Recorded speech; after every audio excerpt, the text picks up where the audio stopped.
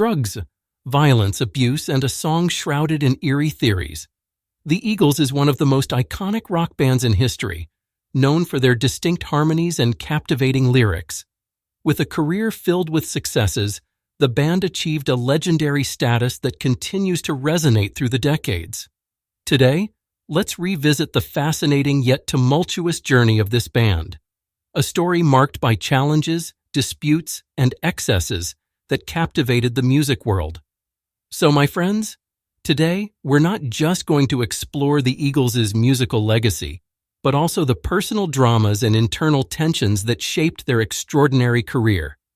Additionally, we'll delve into the theories and interpretations behind one of their most emblematic songs, Hotel California, which continues to intrigue and fascinate listeners to this day.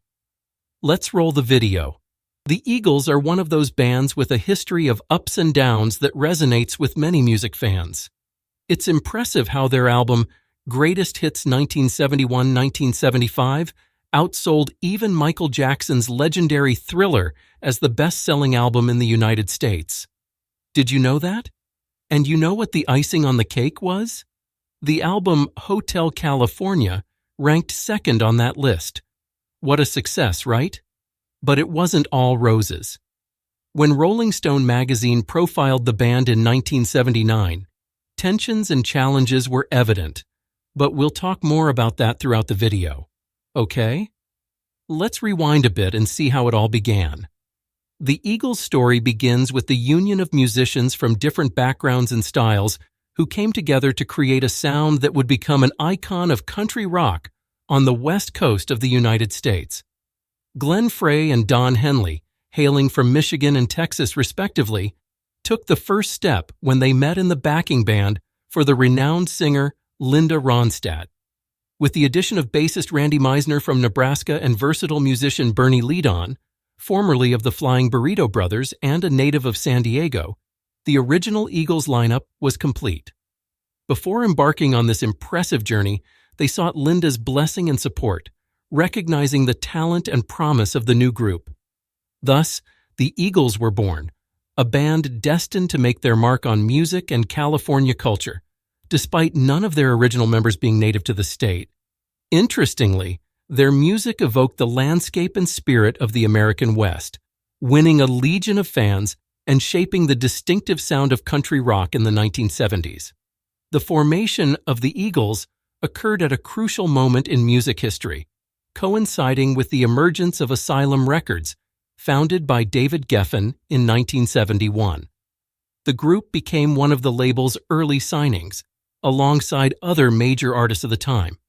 With a generous advance of $125,000, Geffen sent the quartet to Colorado, where they spent several months writing and gaining stage experience.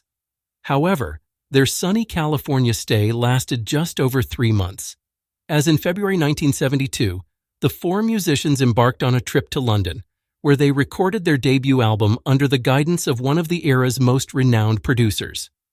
It was Glenn Frey who suggested bringing in Glyn Johns to produce the Eagles' debut album.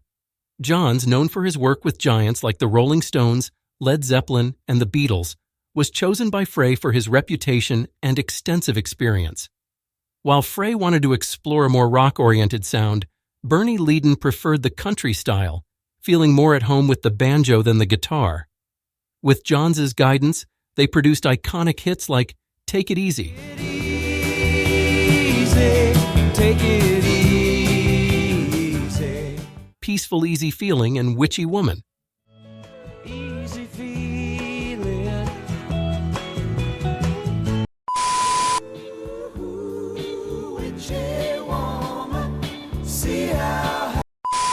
Despite setbacks, the group impressed the producer so much that in his 2014 autobiography, Sound Man, John stated, "I don't think I'd been so excited about a band since Led Zeppelin." Seeing the band's country potential, the producer tried to shape the repertoire accordingly. They recorded at Olympic Studios in London for 3 weeks. An interesting fact about this album is that Johns implemented a policy of abstinence during the recordings, which caused discontent among the band members. In the 1970s, alcohol and drugs were often seen as part of the creative process. Although 9 tracks were recorded in London, only Witchy Woman featured Don Henley on lead vocals. Consequently, David Geffen, the label owner, insisted the band record another song with Henley as the lead vocalist.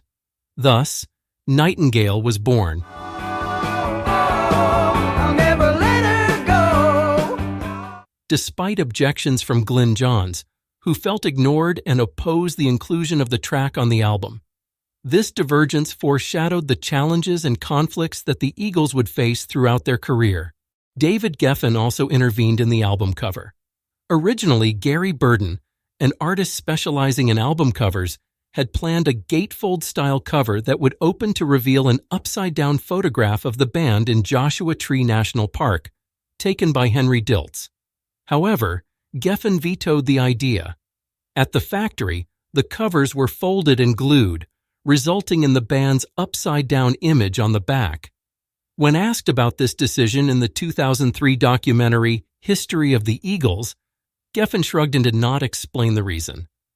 Released on June 1, 1972, the album Eagles debuted at number 102 on the Billboard charts, and 6 weeks later was at number 22. Interestingly, it took 4 decades for the Recording Industry Association of America to certify 1 million copies sold, awarding the band a platinum record for this album. Quite something, isn't it? The band's second album was conceived with a Wild West theme and inspired by the infamous Dalton Gang. This work drew comparisons between the band members' lifestyle and contemporary rock stars. The album showed a clear inclination towards conceptual compositions, and it was during these recording sessions that Don Henley and Glenn Frey began collaborating on songwriting, contributing together to 8 of the 11 tracks on the record, including 2 of the band's most emblematic songs, Tequila Sunrise and Desperado. Another tequila sunrise, staring so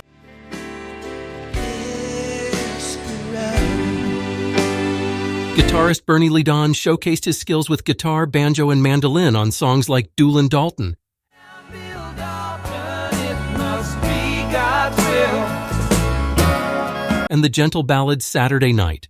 Never happened to Saturday night.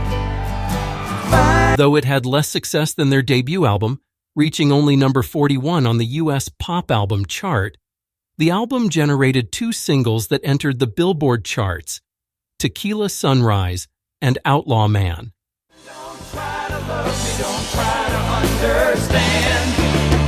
I like This album marked a significant shift in the band's dynamics, with Henley and Frey taking co-writing credits for most songs, a pattern that would continue in the years to come.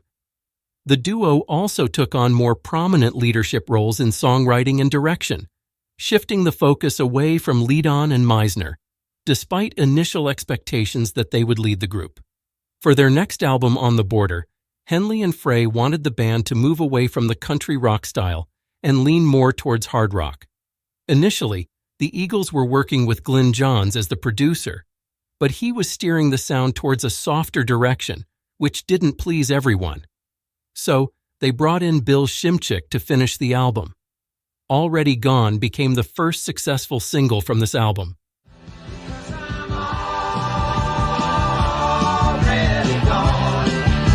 Next came One of These Nights in 1975. these lost and only dream now. We're gonna find A game changer for the Eagles. It was the first in a series of albums to reach number 1, and the band was at their peak. One of These Nights and Lion Eyes and your smile. topped the charts and even won a Grammy. The band was on top. However, internal tensions began to grow, especially with guitarist Bernie Ledon. He wasn't happy with the shift towards rock and roll, and after some friction, he left the band in 1975. After his departure, the Eagles brought in longtime friend Joe Walsh to replace him. In 1976, they released their first compilation album, Their Greatest Hits, 1971-1975, which was a massive success, becoming the best-selling album in the United States during the 20th century. But the pinnacle of the band's career was Hotel California. Although it took some time to finalize, the effort was worth it. The first single, "My New Kid in Town," The new kid in town. topped the charts, and the title track became a true anthem for the Eagles, even earning a Grammy. Life in the Fast Lane Life in the fast lane. also achieved great success, and we don't even need to mention the timeless impact of Hotel California. An interesting fact is that at the end of side 2 of the Hotel California vinyl, there's a marking that says, "Vol is 5-piece live," indicating that Victim of Love was recorded live in the studio with minimal editing. However, this song sparked conflicts between Don Felder and the rest of the band, as Felder wanted to sing lead vocals but was passed over. In the end, Hotel California was a success, and the band was at their peak, but tensions began to intensify. In a retrospective of the Hotel California album by Rolling Stone, the group revealed that recording sessions were often interrupted by Black Sabbath, who were also recording in the same studio. In one of these incidents, Geezer Butler, Sabbath's bassist, remarked, "Before we started recording, we had to clean all the cocaine off the mixing desk." Several members of the Eagles expressed regret over their involvement with the drugs. Unfortunately, post-show excesses became known for wild parties, filled with sex, drugs, and alcohol. Glenn Frey described the band as, "We went crazy, drank, used drugs, had relationships, made music, and made money." Don Henley reflected on this period, saying, "We used drugs. We should have taken a year off or hired a psychiatrist for the band, or both." Joe Walsh also expressed regret for these episodes, acknowledging that his 23 years of sobriety made him realize many things, like his former fondness for cocaine and vodka. Walsh became a devoted practitioner of meditation and believed in God. When asked by Rolling Stone about his regrets, he said, "While my mantra of living has driven most of my sadness away, I wish I could reclaim years of my life." Hotel California marks the last album with founding member Randy Meisner, who surprisingly left the band after the extensive 1977 tour. The Eagles had been on the road non-stop for 11 months, which created constant pressure on the band. Additionally, Meisner's health was deteriorating, with his stomach ulcers worsening when they reached Knoxville in June 1977. At this point, Meisner was struggling significantly to hit the crucial high notes in his iconic song, "Take It to the Limit." According to the documentary, The History of the Eagles, this song became so critical in every live show that Meisner began facing serious anxiety issues. He shared with Rolling Stone, "I've always been a little shy. They wanted me to stand center stage to sing the song, but I preferred to stay away from the spotlight." Due to a sleepless night and worsening cold, Meisner decided not to perform the song as an encore at the Knoxville show. This sparked heated discussions between Meisner, Frey, and other band members about his reluctance to perform. Unfortunately, these discussions quickly escalated into a backstage physical confrontation between Frey and Meisner. After this incident, Meisner was effectively ousted from the band, and by the end of the tour, he chose to leave the group, returning to Nebraska to be with his family. Meisner later recounted, "The last days of the tour were the worst. No one else spoke to me. I became a nuisance in the band I helped found." In 1987, the Eagles returned to the studio to begin working on their next album, The Long Run. However, the creative process was somewhat slower and took about 2 years to complete. Initially planned as a double album, it was reduced to a single disc due to a lack of material. Although it did not achieve the same success as Hotel California, The Long Run was a commercial success. The album topped the charts and sold over 7 million copies, which is also quite impressive. 3 singles from the album reached the top 10, including I Can't Tell You Why and Heartache Tonight, which won a Grammy. Baby, I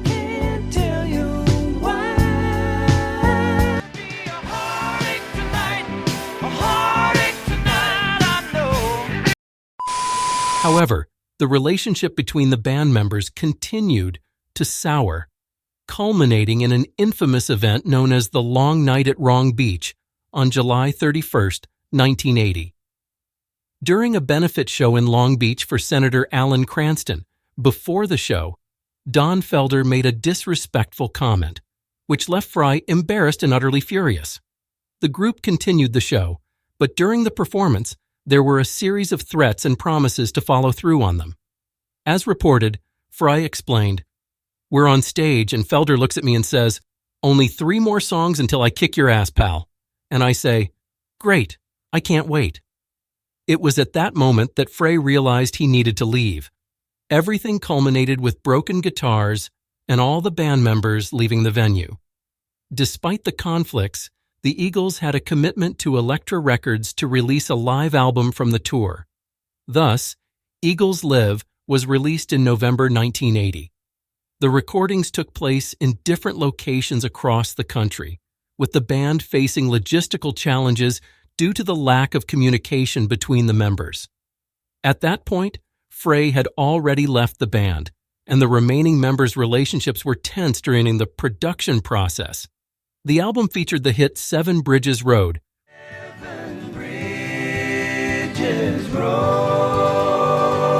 which became the Eagles' last single to enter the top 40 until 1994. But as with all good things, the Eagles came to an end, or at least everyone thought so. After the dissolution of the Eagles, each member pursued solo careers and found success in this new phase. In 1993, the Eagles made a reappearance in Travis Tritt's video for the song Take It Easy, and to everyone's surprise, they returned. The official comeback happened with the release of the album Hell Freezes Over in 1994, which included a hugely successful video and a live album. The subsequent tour exceeded all profit expectations, reaffirming the triumphant return of the Eagles. In 1998, the Eagles were immortalized in the Rock and Roll Hall of Fame, further solidifying their enduring legacy. In 2001, after various disagreements over financial issues, the band fired guitarist Don Felder, leading to a legal dispute that was only resolved 7 years later. In 2003, they released The Very Best of Eagles, considered by many to be their best album to date, and embarked on the Grand Farewell One tour to promote it. Finally, the Eagles released a new studio album in 2007, marking their first studio album in 28 years and starting an acclaimed tour, considered by many to be the band's biggest and brightest to date. Shortly after the tour, there was another hiatus that lasted until 2013. During the tour, they featured the participation of original guitarist Bernie Leadon, bringing a sense of returning to their musical roots. Leadon's inclusion brought excitement to the band and fans, but the absence of other former members such as Randy Meisner and Don Felder was felt. Randy was invited but couldn't participate due to health reasons. Felder, however, was never invited. In February 2013, the Eagles released a documentary that depicted their long career, titled History of the Eagles. Shortly thereafter, they embarked on an extensive tour that lasted for several years. Unfortunately, in 2016, the band and fans were shaken by the tragic news of the passing of Glenn Frey, one of the Eagles' founding members.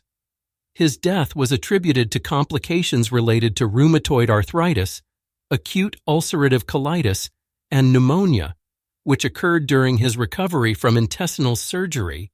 The Eagles were later honored at the 58th Grammy Awards, where the remaining members joined Bernie Leadon and Stuart Smith for an emotional performance in tribute to Frey. Following this moment, the band indicated that they did not plan to perform anymore in the future. However, in 2017, the Eagles surprised everyone by continuing their activities, participating in notable shows. The significant difference here was the notable addition of Deacon Frey, Glenn Frey's son and country musician Vince Gill. In 2020, the band released a live album featuring shows from 2018, marking the first time they performed without Glenn Frey. In the same year, they held a series of shows in Las Vegas, performing the iconic Hotel California from 1976 in its entirety. The Hotel California tour was interrupted in 2020 due to the COVID-19 pandemic, but resumed in 2021 with performances in North America. In April 2022, Deacon Frey announced his departure from the band to pursue other projects, although he would still be invited for special occasions. In July 2023, the band announced their farewell tour titled The Long Goodbye Tour, with Deacon Frey returning to the group. However, amid these events, the band suffered the loss of founding bassist Randy Meisner, who passed away from complications related to chronic obstructive pulmonary disease. The band paid tribute to Meisner for his essential contribution to the Eagles' early success. Hotel California is definitely one of the Eagles' most iconic songs, with various theories about its meaning. The song has been shrouded in conspiracy theories, attributing hidden meanings to it. Many believe that the song references Anton LaVey's Satanic Bible, released in 1969, and also alludes to drugs and lust.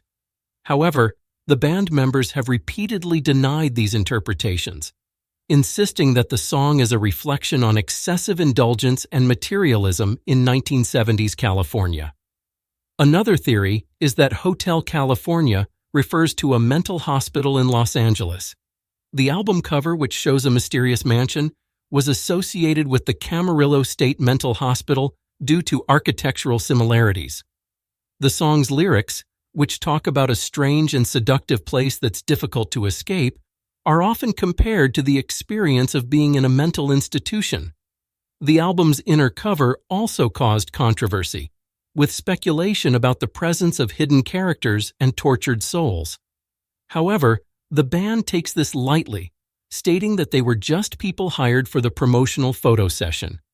In the 2013 documentary History of the Eagles, Don Henley stated that references to the Church of Satan and any hidden images on the cover were mere unfounded speculations, and that the song simply represents the hedonistic journey characteristic of a rock band in the 70s.